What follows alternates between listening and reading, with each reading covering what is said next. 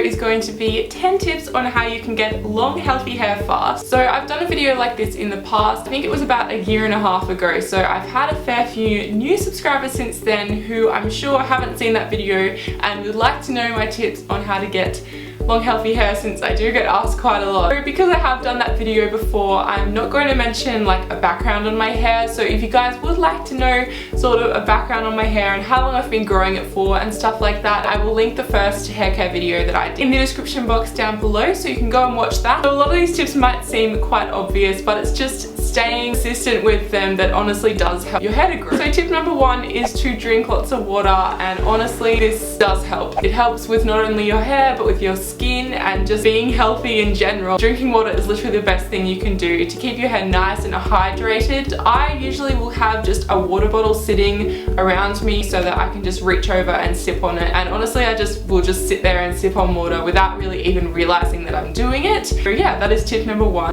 Tip number two is pretty similar to tip number one, and that is to eat healthy. Obviously this is going to be good for you overall, not just for your hair but for like your skin and for your nails, and just for being a healthy person in general. Staying nice and healthy is going to keep your hair nice and healthy as well. It's pretty obvious, but it really does make a difference. The third tip I also mentioned in my last video, and honestly it was a little bit controversial. Some people took it the wrong way, but it is basically that if you're going to dye your hair or bleach your hair, especially bleach your hair, and your hair is probably not going to be as healthy or be able to grow as what it would be able to. And I'm not saying that bleaching your hair and dyeing your hair is a bad thing, but if you are really strong-willed about growing your hair, then maybe try and stay away from the bleach, or instead of bleaching your entire hair, then get foils or go a more natural blonde color. Obviously bleach isn't going to be good for your hair. The next tip is also going to be a little bit controversial, and there are probably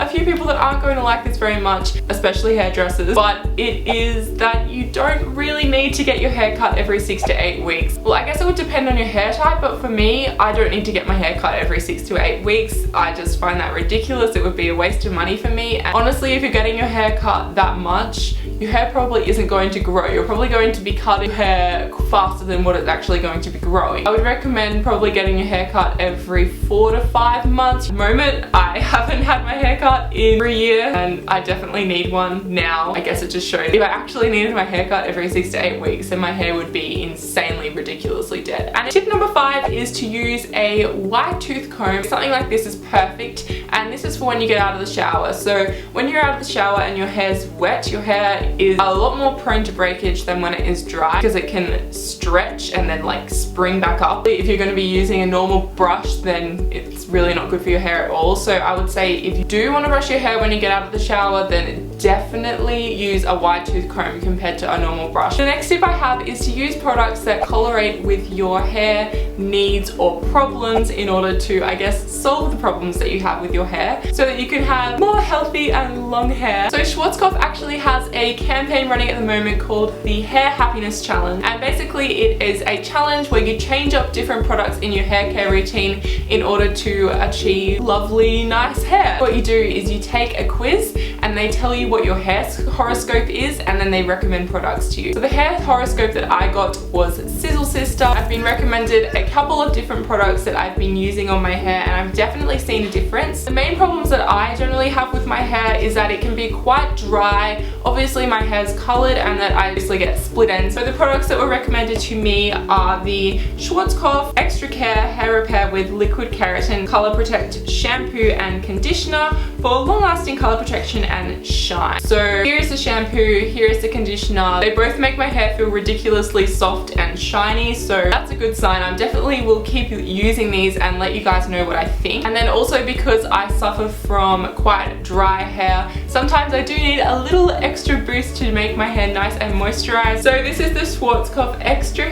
Care Hair Repair Ultimate Color Express Repair Leave-In Conditioner. What I've been doing is just getting out of the shower, combing through my hair with my wide tooth comb, of course, and then spraying some of this in my hair, and it just makes it nice and moisturized. And then again, if I need some extra moisture when I'm in the shower, I will use an Ultra Repair Anti-Damage Mask, and this is for really heavily damaged dry hair, so it definitely relates to the type of hair that I have. My hair isn't heavily damaged, but because it is so long, obviously I've probably got a few more split ends than people who have hair this long. I'll have all of the information about the hair happiness challenge in the description box down below. Head over, figure out what your hair horoscope is. Then basically every single week you just do different little challenges, and I think it's really cool and really fun. And I think they actually have a competition going at the moment where you can win a styling session and a cash prize. So all of the information about that will of course as well be in the description bar. Moving on to tip number 7, and that is to avoid using heat on your hair. And I know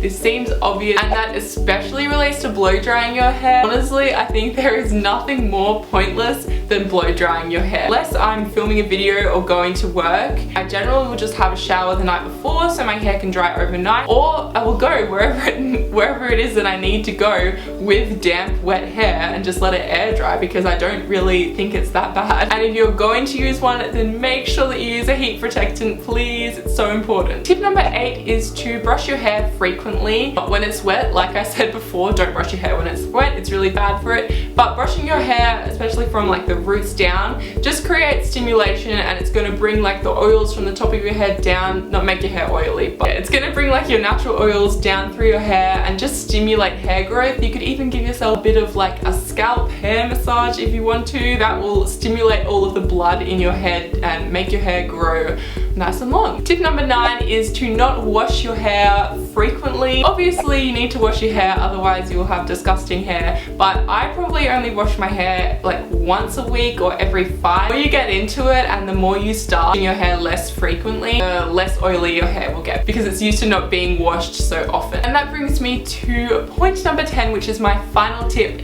and that is to avoid putting your hair in buns, especially messy buns. Putting your hair in a bun, it scrunches your hair up like this, and then you're putting like a hair tie around it. Obviously that's not going to be good for your hair, especially when you take the hair tie out and then it rips my hair out and stuff like that. Try to avoid putting your hair in a bun because it just breaks your hair. Those are all my tips. I really hope that you guys enjoyed this video. Again, make sure that you check the description bar for all the information on the hair happiness challenge. And if you like this video, make sure you give it a huge thumbs up because it really helps me out. And I will have my other hair care videos linked in the description bar.